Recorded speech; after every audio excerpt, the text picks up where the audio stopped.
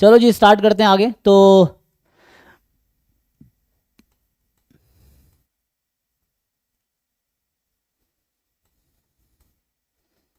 हाँ जी, हाँ जी, एनपीटीईएल बहुत सारे कोर्सेस ऑनलाइन चलाते हैं लोग स्किल के लिए। तो अभी के लिए मैं ये मान लेता हूँ फिर 2024, 23, 22 के क्वेश्चंस हो गए हैं। अब ये बताओ 2021 के पेपर ट्राई करके आए हो? ओपन करें तो ये 20, चलो डाउनलोड कर लेता हूँ, ड्राइव में भी होगा ऐसे, ये डाउनलोड भी कर सकते हैं। सो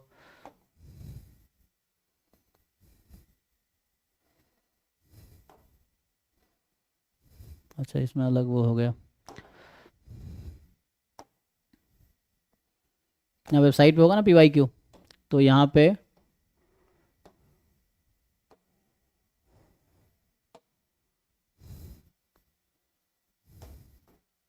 है ना, जिस वेबसाइट पे दे रखा है पेपर 2012 से 24 तक का, है ना। तो हमें चाहिए MS का 2021, है ना। 24, 23, 22 वाले हमने डिस्कस किए, 21 वाले पे आते हैं।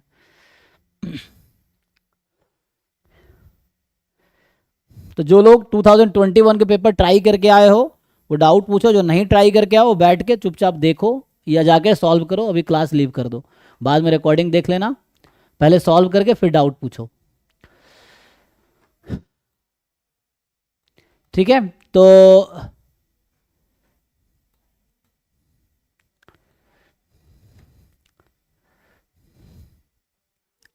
2021 में जो क्वेश्चंस है 19, 20, जो लोग ट्राई करके आए वो डाउट पूछो, बाकी लोग आराम से ट्राई करो फिर डाउट पूछना, सारे हो जाए बहुत अच्छा है, नहीं हो तो यहाँ पूछो। तो ये तो मार्क्स टू ऑल वाला क्वेश्चन है, कुछ प्रॉब्लम होगा लेकिन मैं ऐसे बता देता हूँ मेरे पर्सपेक्टिव से। सर इसमें थीटा का एमएलई और T-5 से U+5 है। फिर ए ऑप्शन तो आ रहा है बट उसके बाद ए कैसे सी आ रहा है? ए का यूनिक है, यूनिक समझ नहीं आता है, यूनिक यूनिक का नहीं है, मतलब फिर। वो पूरा रेंज में आ रहा है। हाँ तो ए ऑप्शन कैसे ट्रू होगा? सर मार्क टू ऑल दिया है कि मान सर। हाँ मार्क्स टू ऑल दे, वो तो छोड़ो ना, तुम अपने दिमाग से डिसाइड, उसमें कुछ प्रॉब्लम होगा, मे बी थीटा पे इन्होंने रेस्ट्रिक्शन लगाया, मान लो थीटा यहाँ 0 हो गया फॉर एग्जाम्पल, अगर थीटा तो यहाँ इन्होंने लिखा है कि, अच्छा यहाँ थीटा तो पॉजिटिव ले रखा है ऐसे, तो 0 तो नहीं लेगा, लेकिन ऐसा कुछ प्रॉब्लम इस क्वेश्चन में होगा। लेकिन अभी तुम क्वेश्चन को सही मान के सॉल्व करो, तुम्हारे हिसाब से क्या है। मैं फिर से बताऊँ कि मार्क्स टू ऑल का क्या प्रोसेस होता है, कि जनरली जब शुरू में आंसर किए आते हैं, फिर जैसे बहुत सारे लोगों ने सॉल्व किए, किसी को लगा कुछ प्रॉब्लम है क्वेश्चन में, वो हो सकता है हमें तुम्हें ना दिखे, तो कुछ लोगों को दिखता है, तो वो फिर चैलेंज किया, अब उनको लगा कि सही पॉइंट है, तो फिर वो मार्क्स टू ऑल कर देते हैं, इस तरह से है।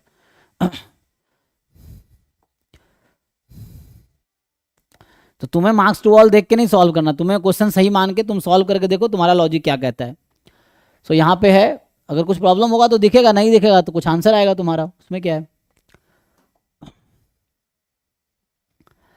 सो यहाँ पे क्या है, क्योंकि ये तो एक्स की वैल्यू नेगेटिव भी तो हो सकती है, यहाँ इन्होंने थीटा को पॉजिटिव कर दिया है। अच्छा यहीं पे प्रॉब्लम आई थिंक है, जैसे थीटा की वैल्यू उन्होंने कहा पॉजिटिव ही है, तो थीटा-5 से थीटा+5, ये एक्स की वैल्यू, तो एक्स की वैल्यू क्या क्या हो सकती है, अगर थीटा है ना, एक्स तो नेगेटिव भी हो सकता है, लेकिन 1/थीटा का भी नेगेटिव नहीं हो सकता। ओके, इसलिए यही प्रॉब्लम होगा। देखो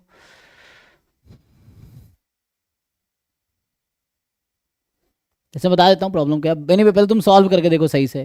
तो इस तरह क्वेश्चन तो क्लास में किए है ना। तो XI जो है यूनिफॉर्म थीटा-5 से थीटा+5 है, सो XI माइनस थीटा -5 से 5 है। सो हमें क्या करना है, एक्चुअली एमएलई चाहिए ना, तो एमएलई के लिए सीधा सीधा लाइक्लीहुड फंक्शन लिख लो, जितना चक्कर मत छोड़ो। तो पहले PDF लिख लो fx का, सो 1/10 एंड XI की वैल्यू जो है थीटा-5 से थीटा+5 में, ये मैंने लिखा है PDF ऑफ x, ठीक है। अभी आप क्या करेंगे, आप लाइक्लीहुड फंक्शन निकालेंगे। सो लाइक्लीहुड फंक्शन विल बी 1/10 की पावर n, है ना। तो PY को कंप्लीट कर लो, जो बचेगा तो उसके बाद फिर हम मॉक टेस्ट करेंगे, कंप्लीट हो जाएगा तो।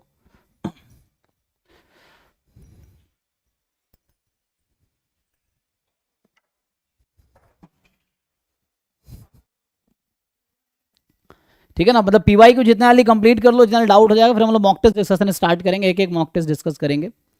तो ये है, यहाँ सैंपल साइज n है और यहाँ मुझे थीटा में इंटरेस्ट है, ठीक है ना। सो थीटा की वैल्यू निकालो, तो यहाँ से आएगी theta -5 less than each x i, तो theta -5 less than equal to minimum of all and theta +5 is maximum of all. So ये है theta +5 is more than equal to maximum of all. तो यहाँ से अगर आप सिंप्लीफाई करोगे, so theta की रेंज जो आ जाएगी ना, तो यहाँ पे आया थीटा जो है लेस देन इक्वल टू है first order statistic +5, more than equal to आएगा nth ऑर्डर स्टैटिस्टिक -5, ठीक है।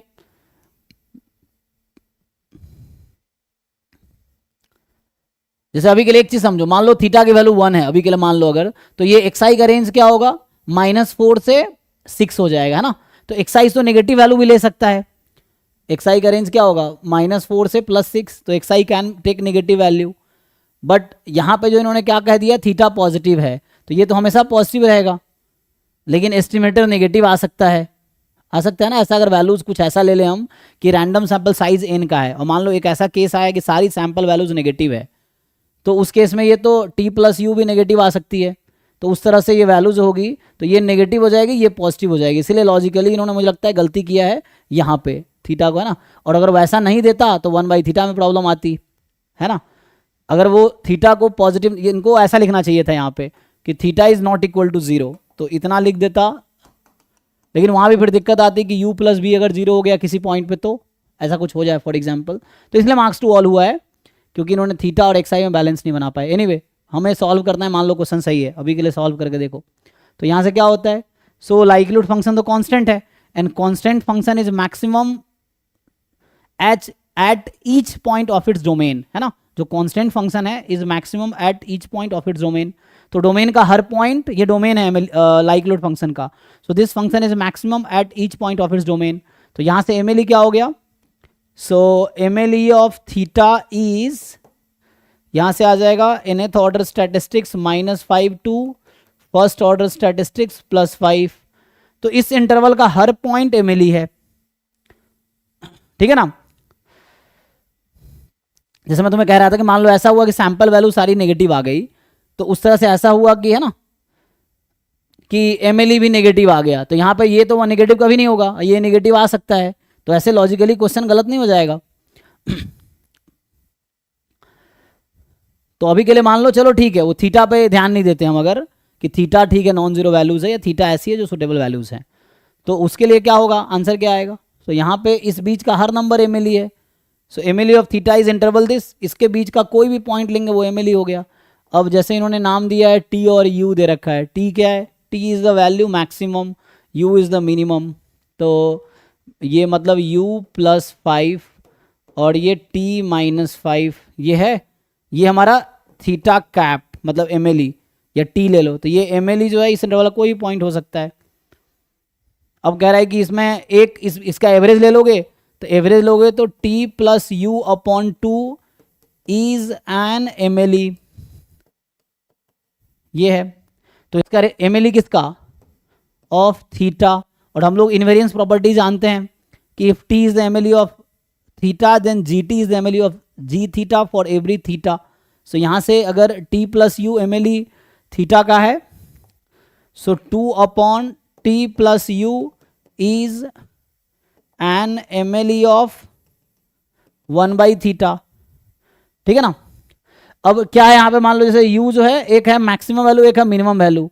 अब ऐसा अगर सैंपल आ गया, फॉर एग्जांपल मान लो ऐसा हुआ, U तो एस्टिमेटर है, तो अगर एस्टिमेटेड वैल्यू मान लो ऐसा हुआ एग्जांपल के लिए कि मैक्सिमम जो है T की वैल्यू +2 आ गई एग्जांपल के लिए, और U -2 आ गई, तो उस केस में 2/0 तो नॉट डिफाइंड हो जाएगा, क्योंकि यहाँ तो हमारा सपोर्ट में नेगेटिव वैल्यू भी आ सकता है रेंज में x की वैल्यू। तो अगर T+U अगर किसी केस में 0 हो गया तो वो तो फिर नॉट डिफाइंड हो जाएगा। तो मार्क्स टू ऑल इसलिए किया गया क्योंकि लॉजिकली क्वेश्चन बनाने में उन्होंने गलती किया है। बाकी अगर तुम कंडीशन इग्नोर करोगे, ठीक है, कोई ध्यान नहीं, तो ये आंसर है। तो अभी के हिसाब से यूनिक कह रहा है तो ये गलत है, ये एक MLE है, ये सही है, अगर हम उस थीटा की कंडीशन पर ध्यान ना दे तो, क्योंकि यहाँ पे जरूरी थोड़ी है कि T+U हमेशा नॉन जीरो आएगा।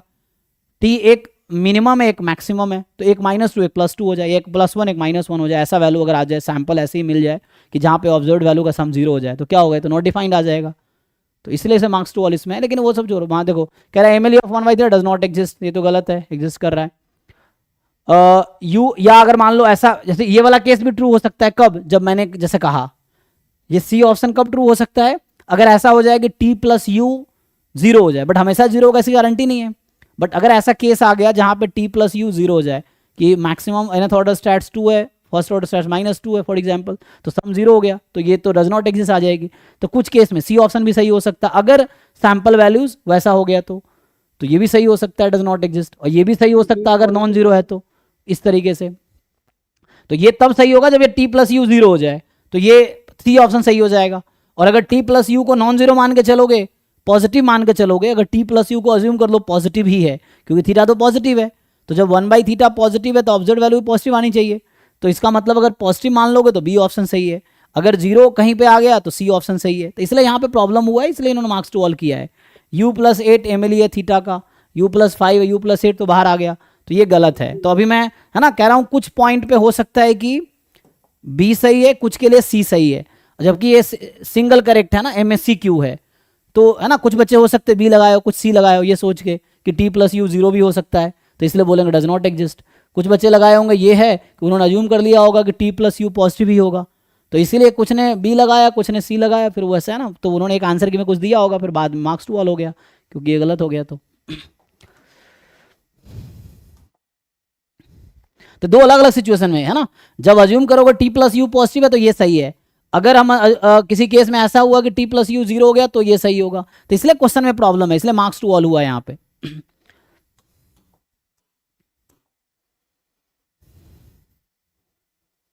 ट्वेंटी में तो ग्राफ बनाए करना था। हाँ ये पीडीएफ चेक करके ट्राई कर रहे थे ना प्रोबेबिलिटी, तब बहुत लेंदी भी हो रहा था और हो भी नहीं रहा। पीडीएफ से मुझे भी नहीं आता, ठीक है ना, मैं भी ग्राफ बना के करूंगा, पीडीएफ से मुझे भी नहीं आता। ये ग्राफ बना के जैसे क्लास में कराए होंगे, ग्राफ बनाओ, पॉइंट लोकेट करो, लेफ्ट साइड की प्रोबेबिलिटी से दिख जाएगी कौन ज़्यादा कौन कम है, कॉम्प्लीमेंट ले लो, उससे आ जाएगा जो क्लास में कराएंगे। पीडीएफ से मुझे भी नहीं आता ये, क्योंकि तुम chi² 6 का पीडीएफ। हाँ हाँ इंटरसेक्ट करेगा उस तरह से, वहाँ पे मैंने क्लास में कराए होंगे ना ये, तो उस तरह से ग्राफ बना के chi² का पीडीएफ से, पीडीएफ के ग्राफ से, क्योंकि पीडीएफ को इंटीग्रेट करके करोगे वो बहुत लंबा इंटीग्रेशन होगा, वो बाई पार्ट 3-4 बार लगाना पड़ेगा, कर सकते हो, बहुत लेंदी होगा, तो बेटर है ग्राफ बनाए कर लो जो मैंने क्लास में कराए होंगे, ठीक है। तो उस तरीके से आता है ना, ये बताना है। तो ग्राफ देख लो, chi² ग्राफ क्या उसके हिसाब से लोकेट कर लो, ये है।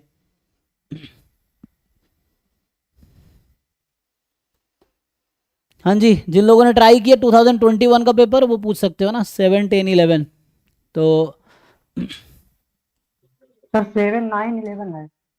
अच्छा 7, 9, 11 ओके, तो 7, 9, 11 7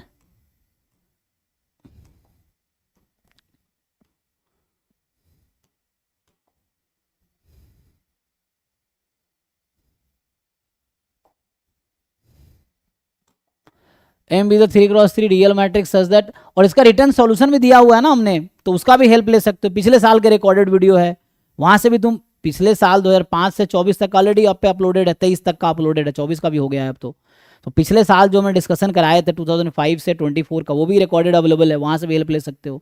तुम्हें रिटर्न सॉल्यूशन ग्रुप में ऑलरेडी भेज रखा है मैंने, उसका हेल्प ले सकते हो, तब भी नहीं होता है तब डाउट पूछो, ये चीज़ें हैं, नहीं तो ये जल्दी कंप्लीट हो जाएगा, फिर मॉक टेस्ट डिस्कशन होगा। सो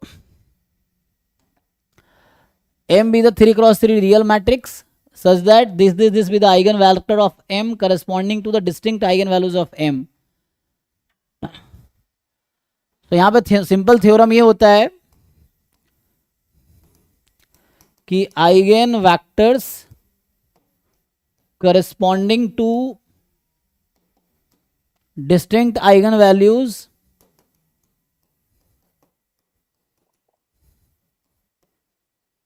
आर लिनियरली इंडिपेंडेंट वैक्टर्स, ठीक है। और अगर 3 वैक्टर लिनियरली इंडिपेंडेंट है तो इससे जो मैं मैट्रिक्स बनाऊंगा उसका रैंक कितना बनेगा? 3. So these v1, v2, v3 are linearly independent vectors because they are eigenvector of 3 distinct eigenvalues. तो distinct eigenvalue corresponding जो भी vectors आएंगे वो linearly independent होंगे, वही eigen space बनाते हैं. तो अब इन 3 वेक्टर्स अगर मैंने मैट्रिक्स बना लिया 1 2 3 पहला वेक्टर, 1 1 1 दूसरा वेक्टर, 0 -1 अल्फा तीसरा वेक्टर. अब ये तीनों वेक्टर लिनियरली इंडिपेंडेंट है, तो number of linearly independent columns is the rank of the matrix, definition है. तो इस मैट्रिक्स का रैंक 3 हो गया है ना. सो इस मैट्रिक्स, मान लो अभी के लिए मैट्रिक्स M है, तो इसका रैंक 3 हो गया. और अगर मैट्रिक्स का रैंक 3 है, दिस हैज रैंक 3, और मैट्रिक्स का रैंक 3 है, तो डिटर्मिनेंट के बारे में क्या बोल सकते हैं?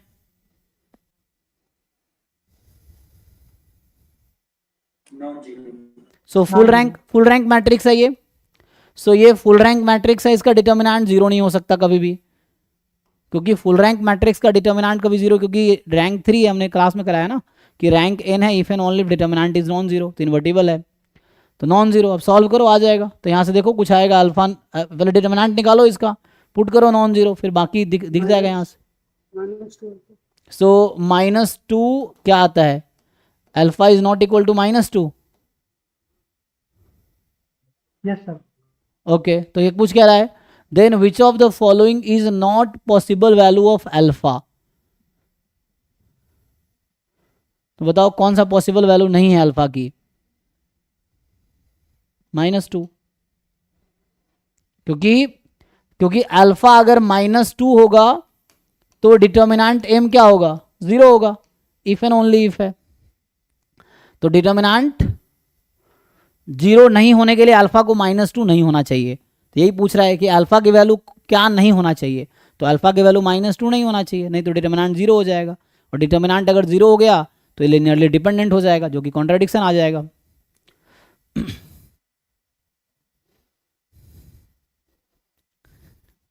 ठीक है ना. तो यहाँ सॉल्व करो, ये आई थिंक अल्फा -2 आएगा. Alpha -2 should be non zero, तो alpha should be not equal to -2. वही पूछ रहा है कौन सा वैल्यू अल्फा नहीं हो सकती. तो अल्फा -2 नहीं हो सकती है. 7 के बाद क्या 9 था? तो 9th में क्या है? तो आसान क्वेश्चन बेस थ्योरम का है भाई. ये सब क्यों नहीं कर पा रहे हो? और ये सब क्लास में करा रखा हूँ, जब बेसिक प्रोबेबिलिटी पढ़ा रहा था, लेकिन वही कोई रिवाइज करने का किसी को कुछ नहीं है. ये सब क्लास में जब बेसिक प्रोबेबिलिटी पढ़ाए होंगे शुरू में, तभी सॉल्व कराए होंगे ये सब.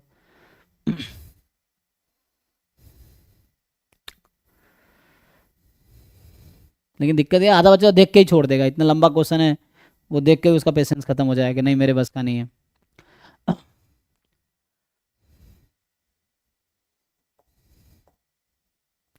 There are 3 urns labeled urn 1, urn 2, u1, u2, u3. u1 contain, so u1 contain 2 white, 2 black, और u2 contain 1 white, 3 black. u3 contain 3 white, 1 black. Consider 2 coins with probability of trending head in their single trial is 0.2 and 0.3. तो 2 coin है, पहले पे head आने की probability 0.2 है, दूसरे पे हेड आने की प्रोबेबिलिटी 0.3 है. इस तरह से है. तो कह रहा है the 2 coins are tossed independently once. ठीक है. And an urn is selected according to the following scheme. Urn 1 is selected if 2 heads are obtained. तो भाई पूछ रहा है कि अर्न 3 हमारे पास बैग है, उसमें से पहला बैग कब चूज करूंगा? हमने 2 कॉइन को टॉस किया, दोनों पे हेड आ गया तो फर्स्ट अर्न या फर्स्ट बैग चूज करेंगे. अभी बैग बोलता हूँ. तो दोनों पे हेड क्या आएगा? तो पहले पे हेड आने के 0.2, दूसरे पे 0.3. तो ये सब क्लास में नहीं कराए हैं, मतलब जो बच्चा है या शुरू से अगर होगा तो कई बार करा रखा है. सो प्रोबेबिलिटी ऑफ 0.06 हो गया. Earn 3 is selected if 2 tails are obtained. तो अर्न 3 मतलब दोनों पे टेल आएगा, तो पहले पे टेल आने की प्रोबेबिलिटी 0.8, दूसरे पे टेल आने की 0.7, तो 0.56. अदरवाइज अर्न 2 सेलेक्ट होगा. सो अर्न 2 सेलेक्ट होने की रिमेनिंग प्रोबेबिलिटी, तो 1 में से घटा दो दोनों का सम, तो 56 + 6 62, तो 62 घटाओगे 100 में से, सो 0 पॉइंट कितना आएगा 38। सो ये हो गया। तो अर्न 1, अर्न 2, अर्न 3 सेलेक्ट करने की प्रोबेबिलिटी मुझे पता चल गया। अब पूछ रहा है कि a ball is drawn at random from the selected room. तो पहले तो क्या होता है, मेरे पास 3 बैग्स है, एक बैग या एक अर्न सेलेक्ट करना है, उसके बाद मुझे एक बॉल ड्रॉ करना है। Then probability that urn 1 is selected given that ball is drawn is white. तो क्या प्रोबेबिलिटी है कि U1 सेलेक्ट हुआ गिवन कि जो बॉल था वो वाइट था। तो लगाओ बेस थ्योरम इस पे। बेस थ्योरम में क्या फॉर्मूला होता है, probability of selecting earn 1, probability of getting white when earn 1 is selected upon white when earn 1 is selected. ऐसे चलता रहेगा। लगाओ इसमें फॉर्मूला, क्या ये सब कुछ इसमें गिवन है क्वेश्चन में, रहने दो। सो यहाँ पे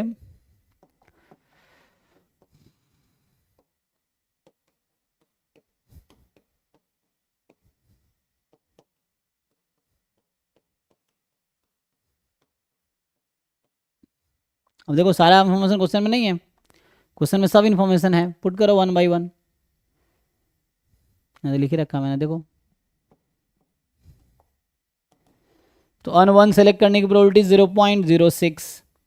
अगर अर्न 1 सेलेक्ट किया तो वाइट आने की क्या प्रोबेबिलिटी है, कितने वाइट है, 2 है 4 में से, तो ये तो न्यूमरेटर हो गया, अपॉन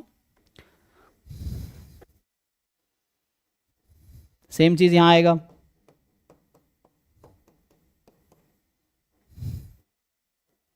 अर्न 2 सेलेक्ट करने की प्रोबेबिलिटी है 0.38।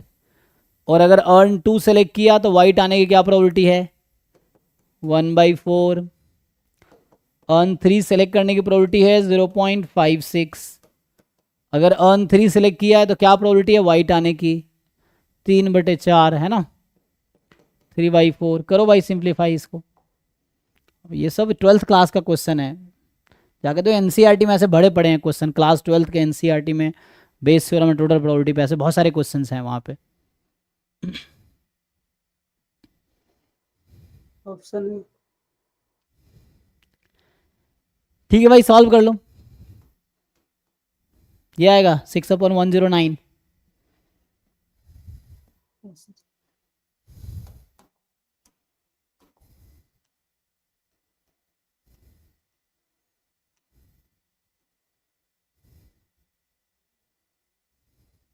सर क्वेश्चन 8 का ऑप्शन डी।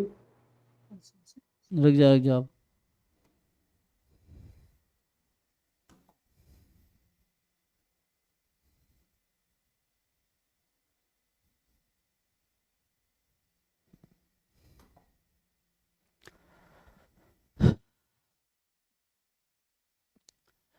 इसमें क्या है कि एक फंक्शन दे रखा हमें, क्या पूछ रहा है कि डिनोट द फर्स्ट पार्ट दे दिस, ओके।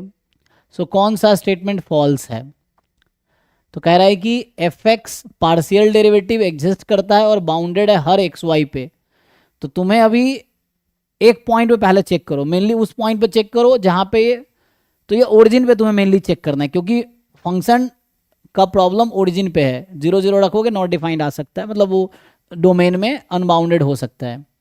तो पहले तुम चेक करो कि क्या ये हर पॉइंट पे एग्जिस्ट कर रही है, तो मेनली 0 0 पे चेक करना, बाकी पे तो एग्जिस्ट कर ही रही है ना, मेनली चेक करना है 0 0 पे।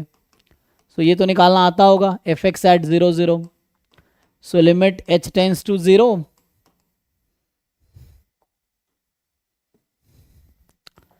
F x at 0 + h, 0 - f(0) upon h। तो यहाँ से आएगा limit h tends to 0, h0 की वैल्यू x को h रखना है, y को 0, तो ये 0 - 0 अपॉन h, ये आ गया 0, तो एग्जिस्ट करती है। ऐसे ही अभी मैं एफ वाई निकाल लेता हूँ, तो डायरेक्टली डेफिनेशन लगा देता हूँ। तो लिमिट k टेंस टू 0, तो यहाँ होगा 0, k, तो आएगा k³ अपॉन k², क्योंकि 0 k होगा, -0 अपॉन k, तो ये वैल्यू सिंप्लीफाई होके 1 आएगी। तो एग्जिस्ट तो कर रही है दोनों, है ना। तो बस मैं ये चेक कर रहा था अभी कि ये एग्जिस्ट कर रही है कि नहीं, और ओरिजिन पे एग्जिस्ट करेगी, बाकी पॉइंट पे एग्जिस्ट करना ही है, क्योंकि इस फंक्शन का जो टर्निंग पॉइंट है वो ओरिजिन है, बाकी पॉइंट पे तो फंक्शन वेल डिफाइंड है, तो उसको डिफरेंशिएट करो, मिलेगा ही। अब रहता है बाउंडेड की बात, तो डिफरेंशिएट कर लो, और F Y 0 0 exist and F Y is continuous, तो एफ वाई 0 0 एग्जिस्ट तो करता है ना। अब क्वेश्चन है क्या ये कॉन्टीन्यूअस है 0 पे, तो कॉन्टीन्यूअस होने के लिए क्या चाहिए, लिमिट, है ना। ओके, तो डिफरेंशियबिलिटी चेक करो, आई थिंक डिफरेंशिएबल आ जाएगा शायद, ये क्यूब है ना। डिफरेंशियबिलिटी के लिए क्या कंडीशन था, चलो पहले डिफरेंशियबिलिटी चेक करता हूँ, फिर बाउंडेड पार्ट पे आते हैं।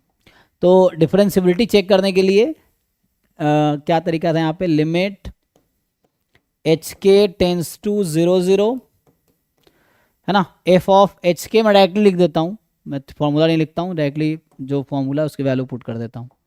सो होता था एफ ऑफ एच कॉमा के, ठीक है, 0 0 पे चेक कर रहा हूँ differentiability. So F of H comma के, तो ये आ जाएगा एच क्यूब, नहीं के क्यूब ना, सो यहाँ पे आएगा के cube upon H square plus K square, ठीक है, माइनस, सॉरी क्या था, हाँ एफ 0 0 ना, so minus F 0 0 0 minus H time F x at 0 0 0 है, माइनस के टाइम एफ वाई एट 0 0 जो कि 1 है, upon root under H square plus K square. अब ये देखो लिमिट 0 आएगी क्या, क्वेश्चन ये है, तो अगर ये लिमिट 0 आ जाएगी मतलब ये डिफरेंशिएबल है, अगर लिमिट 0 नहीं आती है तो डिफरेंशिएबल नहीं है, तो इसको सेपरेट कर लो चाहो तो, है ना, ये एलसीएम ले लो जैसे भी समझ आए तुम्हें। तो यहाँ पे अगर एक के क्यूब है, ये H square plus K square है, यहाँ लीनियर मतलब डिग्री 2 का रूट है, 1 डिग्री है, तो यहाँ 2 डिग्री, यहाँ 3 डिग्री हो जाएगी, ठीक है। सो 3 हो जाएगी तो कट के ये 1 आ जाएगा इसका, यहाँ पे क्या होगा 1 है 1 है, अच्छा ये तो 0 ही हो गया ना, तो फाइनली ये चेक कर लो लिमिट क्या आएगी, नहीं तो पोलर फॉर्म में कन्वर्ट कर लो, उसमें कोई दिक्कत नहीं है, और वैसे समझना है पोलर फॉर्म में ले आओ। तो ये तो 0 हो गया h इंटू 0, तो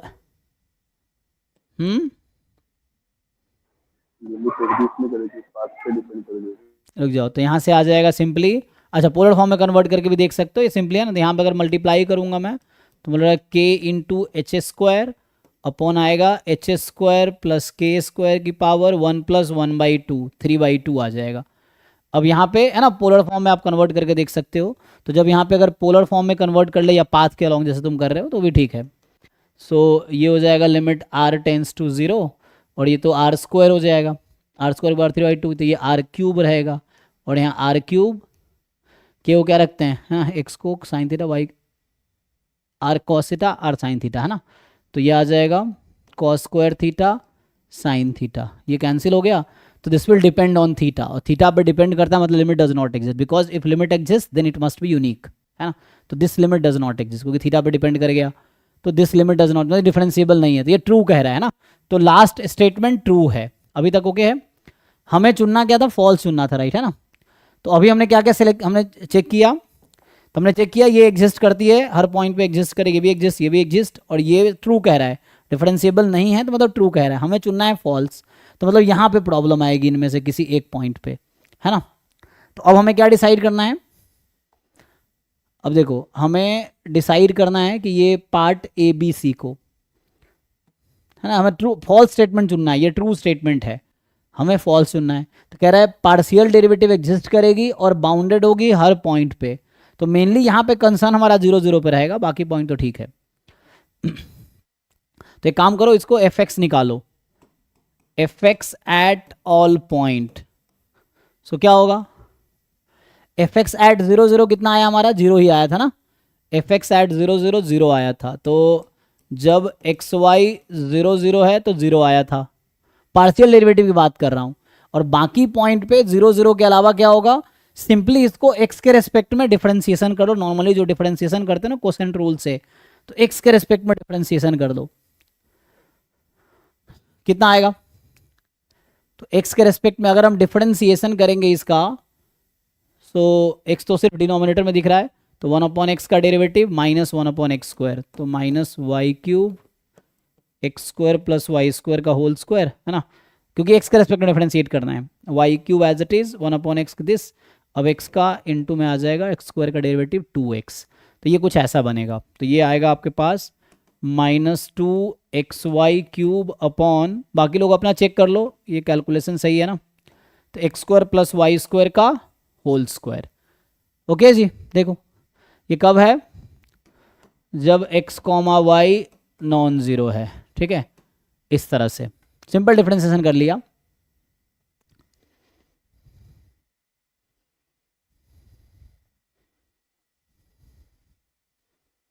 अब क्वेश्चन है क्या ये बाउंडेड फंक्शन है, ये क्वेश्चन है कि ये फंक्शन बाउंडेड है या नहीं है, ये आपसे पूछा जा रहा है।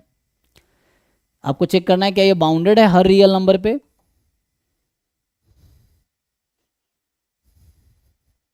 तो सोचो एक्स वाई की ऐसी क्या वैल्यू लोगे कि ये अनबाउंडेड हो जाएगा, ऐसा कोई पॉसिबिलिटी है, देखो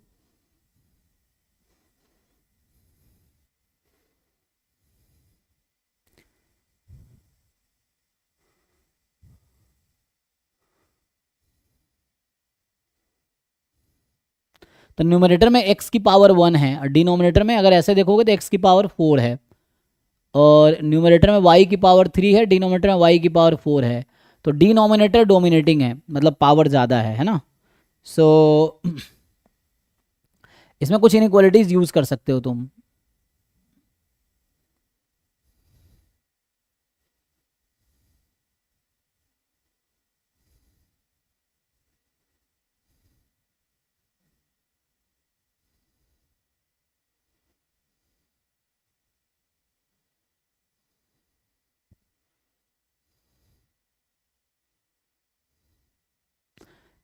ये बताना है, पोलर फॉर्म से हो जाएगा ना, हाँ पोलर फॉर्म में कन्वर्ट करने से। कन्वर्ट कीजिए, वो कैंसिल हो जाएगा, साइन थीटा कॉस थीटा में आ जाएगा ना। यस सर, हम्म, बाउंड हो जाएगा। मतलब ये न्यूमरेटर की डिग्री है ना यहाँ पे, हालांकि इक्वल ही है आपसे दोनों का डिफर डिग्री। नहीं करेगा। तो ये कॉस बाउंडेड थीटा होगा साइन थीटा बाउंडेड सीक्वेंस, हाँ। कि एक्स वाई की ऐसी कोई वैल्यू नहीं मिलेगी जहाँ पे ये अनबाउंडेड हो जाए। चेक करो, जैसे तुम initially you can do experiment कि लाइक एक्स अगर बहुत लार्ज लूंगा तो क्या होगा, तो यहाँ एक्स लार्ज लोगे, यहाँ भी एक्स लार्ज रहेगा, ठीक है ना। तो वो जीरो पे ले जाएगा खींच के, एक्स टेंस टू इन्फिनिटी लोगे ना तब भी जीरो पे जाएगा, X tends to minus infinity लोगे तब भी जीरो होगा, वाई टेंस टू इन्फिनिटी लोगे तब भी जीरो पे जाएगा, Y tends to minus infinity लोगे तब भी जीरो पे जाएगा, और जीरो जीरो पे ऑलरेडी डिफाइंड है, जीरो जीरो के अलावा कुछ और लोगे था ना तो ये डिफाइंड रहेगा। बाकी जैसे जैसे इसका पोलर फॉर्म में कन्वर्ट करके देख लो कि मतलब कोई भी पॉइंट एक्स जो कार्टेशियन फॉर्म है that we can write into polar form, तो एक्स कॉमा वाई को हम पोलर फॉर्म में लिख सकते हैं R cos theta R sine theta, यही ना। तो R cos theta R sine theta कर सकते हैं, तो उससे कन्वर्ट करोगे तो तुम्हारा है ना डिनोमिनेटर में ये आर की पावर 4 कट जाएगा, साइन और कॉस में आ जाएगा ये सिंपली वैल्यू। तो इसका मतलब है कि चाहे कोई वैल्यू लो, साइन कॉस बाउंडेड फंक्शन है तो बाउंडेड ही आएगा। तो ये बाउंडेड है, ये भी ट्रू कह रहा है, इसका मतलब सेम चीज तुम इसको अब y के रेस्पेक्ट में डिफरेंस सेम जैसे मैंने x के लिए किया ना, अभी यही प्रोसेस तुम अभी तो ये देखा था ये ओके था, अब ये बाउंडेड चेक करना तो उसके लिए fy निकालना पड़ेगा। fy कैसे आएगा, तो fy आने के लिए तुम्हें y के रेस्पेक्ट में डिफरेंशिएट करना पड़ेगा उसको, जैसे अभी x के लिए किया ना मैंने, तो वैसे ही y के रेस्पेक्ट में डिफरेंशिएट कर लो और निकालो fy क्या आएगा ना। तो यहाँ पे क्या करना होगा हमें, so we have to find fy at 0 0। तो ये तो 1 आया था 0 0 पे ना fy, तो हमने पार्शियल डेरिवेटिव निकाले थे, नॉट 0 0, यहाँ xy। सो यहाँ पे x कॉमा वाई ले लिया, तो हमने भी पार्शियल डेरिवेटिव निकाले थे 0 0 पे, 1 आया था y का, तो ये तो 1 आ गया था, ये है। अब इस फंक्शन को कोसेंट रूल लगा के तुम y के रेस्पेक्ट में डिफरेंशिएट करो, बताओ क्या आएगा। तो उसको सिंप्लीफाई करके यहाँ लिख लो और अब चेक करो कि क्या होगा।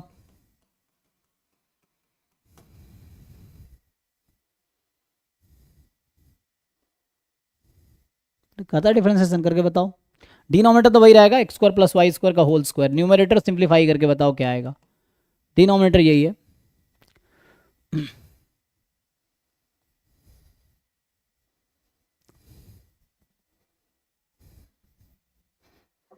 Three Y square bracket x square plus Y square.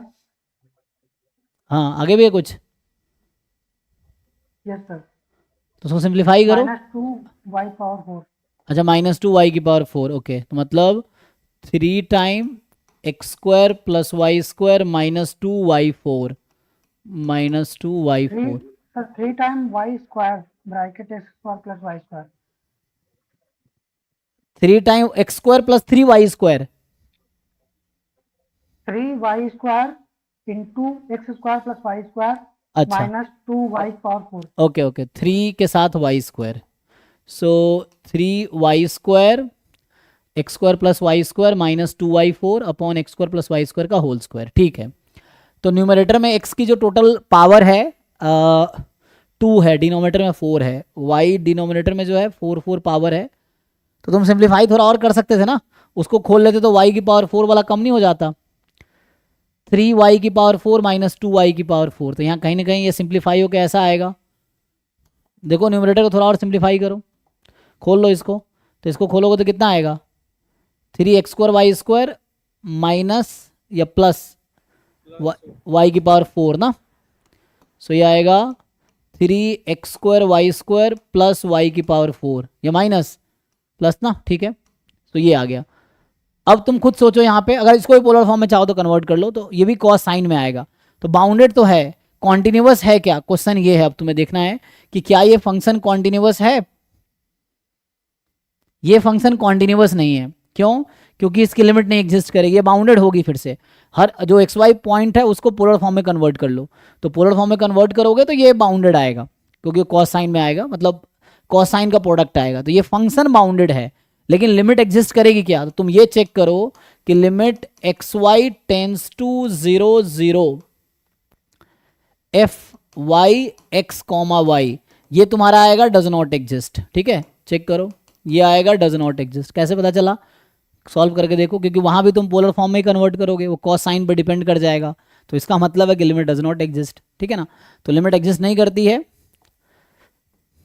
तो यहां से ये समझ आया कि सी वाला फॉल्स स्टेटमेंट है, कि जो सी है ना ये फॉल्स स्टेटमेंट है, बी ट्रू है। ये बाउंडेड तो है लेकिन कॉन्टिन्यूअस नहीं है 0 0 पे, है ना, तो ये 0 0 पे इसकी लिमिट एग्जिस्ट नहीं करेगी। तो C is the false statement, तो C is the true option, क्योंकि ऑप्शन हमें वो चुनना है जो फॉल्स है। तो C is the correct option which is a false statement, जो हमें चुनना था। ठीक है ना, तो मैं कह रहा हूं इस फंक्शन में लिमिट 0 0 पे एग्जिस्ट नहीं करेगी, बिकॉज जब पोलर फॉर्म में कन्वर्ट करेंगे वो थीटा पे डिपेंड कर जाएगा, देन लिमिट यूनिक तो आएगी नहीं। तो लिमिट तो थीटा पे डिपेंड करे, मतलब थीटा का डिफरेंट वैल्यू को लिमिट डिफरेंट आएगी। So limit is not unique, so limit will not exist. ठीक है, तो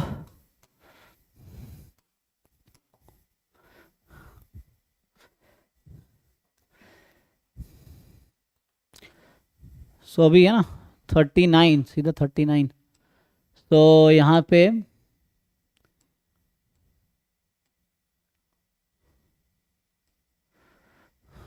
इसमें क्या डाउट है भाई?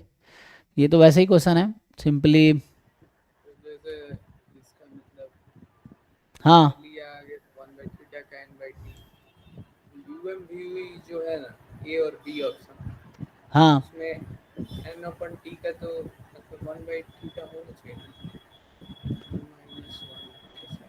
एन अपॉन टी का यूएम वी 1/θ का होना चाहिए।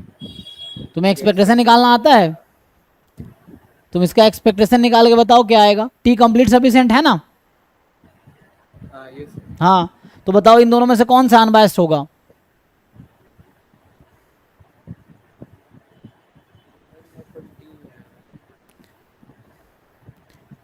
एन अपॉन टी आएगा? नहीं, n-1 अपॉन टी आएगा। यूएम वी में रेसिप्रोकल थोड़ी होता है कि T is the U M V of theta, ऐसा थोड़ी बोलेंगे 1 upon T is the U M V of 1 of theta, ऐसा थोड़ी होता है। यूएम वी में इनवेरियंस प्रॉपर्टी नहीं लगती है। अरे भाई, तो ये सब तुम कहाँ खोए हो? इसमें तुम्हें निकालना पड़ेगा एक्सपेक्टेशन ऑफ 1 अपॉन एक्स, ये निकालना आता है। यहां पे ये करना पड़ेगा। तो अभी के लिए समझो टी तुम्हारा शायद समेशन एक्स आई होगा, है ना, तो ये गामा में कन्वर्ट हो जाएगा। और उसमें निकालो एक्सपेक्टेशन ऑफ टी, जब निकालोगे थीटा अपॉन n-1 आएगा, या शायद क्या आएगा, टी नहीं ना, हमें 1/t चाहिए।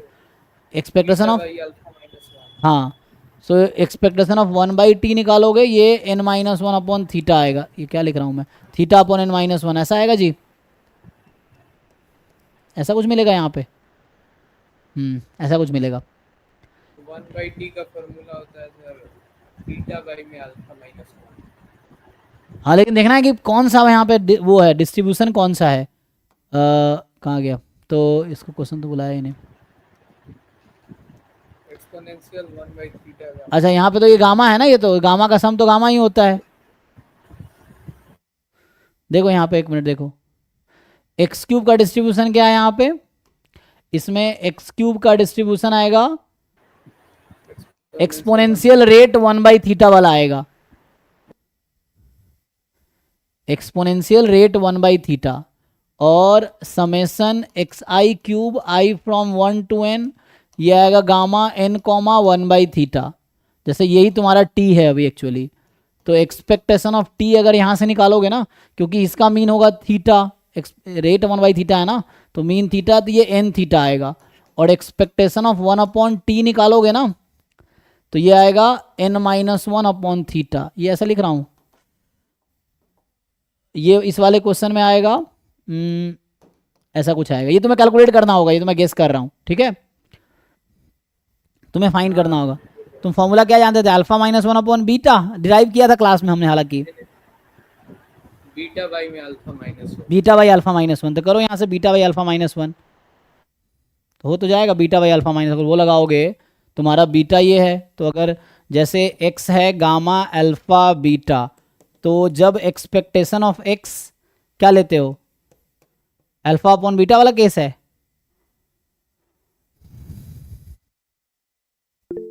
मल्टीप्लिकेशन वाला।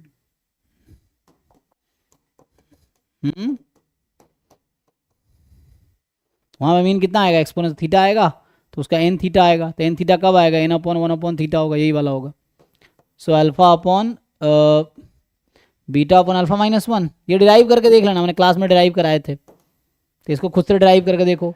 तो यहाँ जो मैं PDF लेके चल रहा हूँ वो मेरा ये PDF है, तो यहाँ पे जो मैं इस थ्योरी की बात कर रहा हूँ, दिस थ्योरी, जो ये वाला मैं थ्योरी बात कर रहा हूँ, ये इस PDF के हिसाब से है ना, बीटा कब आता है, इस PDF के हिसाब से देखो